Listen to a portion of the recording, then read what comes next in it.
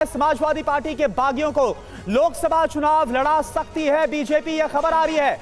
मनोज पांडे को बीजेपी बना सकती है कैंडिडेट, ये सोर्सेस बता रहे। मनोज पांडे जो कि समाजवादी पार्टी की तरफ से विधानमंडल दल के मुख्य सचेतक बनाए गए थे, लेकिन उन्होंने इस्तीफा दिया। रायबरेली से बीजेपी कैंडिडेट होंगे मनोज पांडे, सोर्सेस की तरफ से यह जानकारी। अभय सिंह, राकेश सिंह को भी टिकट बीजेपी दे सकती है। तो जो क्रॉस वोटिंग समाजवादी पार्टी की तरफ से सामने आई है, उसको लेकर कुछ और खबरें भी सामने आ रही है। तो विपक्ष के 8 आए 7, तो बीजेपी के 8वें का कैसे हो गया बेड़ा पार? यानी कुल मिलाकर सभी जो 8 उम्मीदवार हैं, उनकी जीत अब लगभग तय कैसे मानी जा रही है, आप देखिए।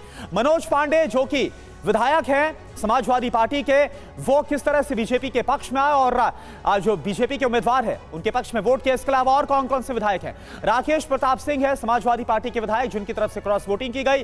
राकेश पांडे विधायक है समाजवादी पार्टी के, जिन्होंने बीजेपी उम्मीदवार के पक्ष में वोट किया, जो खबर आ रही है। अभय सिंह विधायक है समाजवादी पार्टी के, इनको लेकर भी यह खबर है।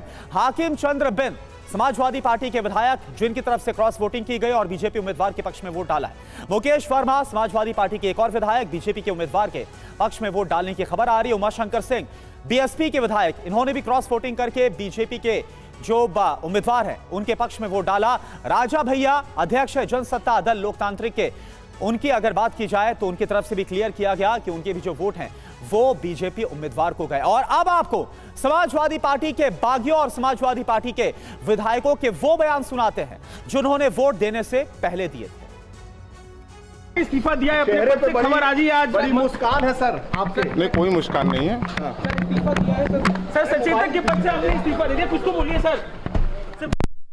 विधानमंडल दल के मुख्य सचेतक पद से हमने इस्तीफा देकर जारी भी कर दिया। किन स्थितियों में ये सब करना पड़ा सर? क्या स्थिति? नहीं जा पाए थे लोग। हाँ, नहीं जा पाए। तो अब निष्ठा कहाँ पे है? क्रॉस वोट करेंगे। हाँ, निष्ठा कहाँ पे है?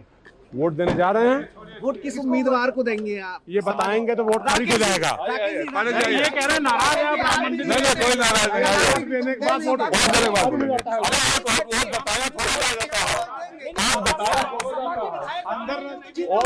भगवान राम हमारे आराध्य हैं और हम तो उसी कुल खानदान के हैं जी। और इन लोगों ने नहीं जाने दिया था, तो प्रभु श्री राम के नाम पे इन लोगों ने दर्शन करने नहीं जाने दिया था। प्रभु श्री राम के नाम पे जी। बता देंगे, अभी आपको वोट देने के बाद सब बता देंगे। बिल्कुल, जय श्री राम है, मतलब राकेश जी जय श्री राम है। वो तो फदन में बोल चुका हूँ, जय श्री राम, जय सिया राम। राम रोम रोम में है, राम कण कण में है, राम कण कण में है।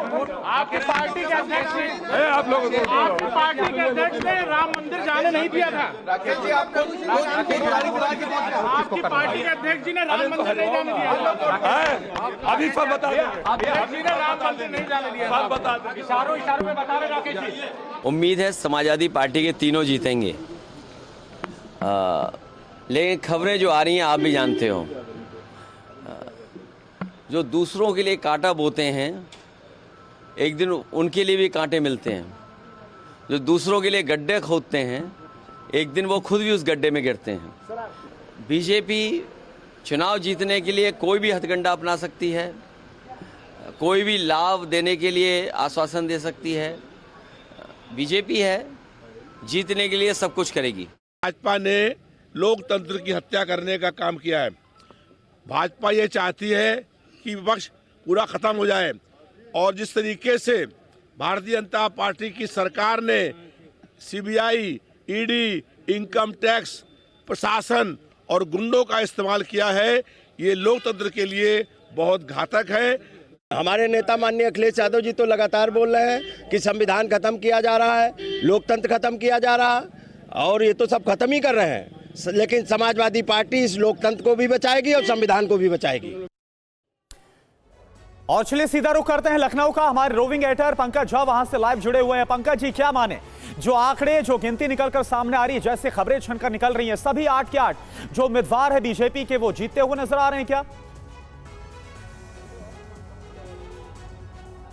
बिल्कुल, इसमें कोई शक शुबा नहीं है और बीजेपी को पहले से इस बात को लेकर आश्वस्त थी। और इसीलिए मैं आपको एक दिलचस्प बात बताऊं कि 37 वोट चाहिए सभी उम्मीदवार को जीतने के लिए, एक सीट के लिए। बीजेपी ने शुरुआत से अपने 7 उम्मीदवारों को 38 वोट अलॉट किए थे और संजय सेठ जो 8वें उम्मीदवार हैं उनको 21 वोट अलॉट किया था। इसका मतलब ये है कि बीजेपी कल से ही इस बात को लेकर कॉन्फिडेंट थी कि समाजवादी पार्टी में इस तरीके से भगदड़ मचेगी। उसके कई विधायक बीजेपी के लिए वोट करेंगे। राजा भैया की पार्टी के 2 विधायक हुए, बीएसपी के जो विधायक हैं उमाशंकर सिंह, उनका वोट भी बीजेपी को मिला है। इस तरीके से बीजेपी ने यहां पर एक बड़ा खेल किया है समाजवादी पार्टी कैंप में सेंधमारी कर।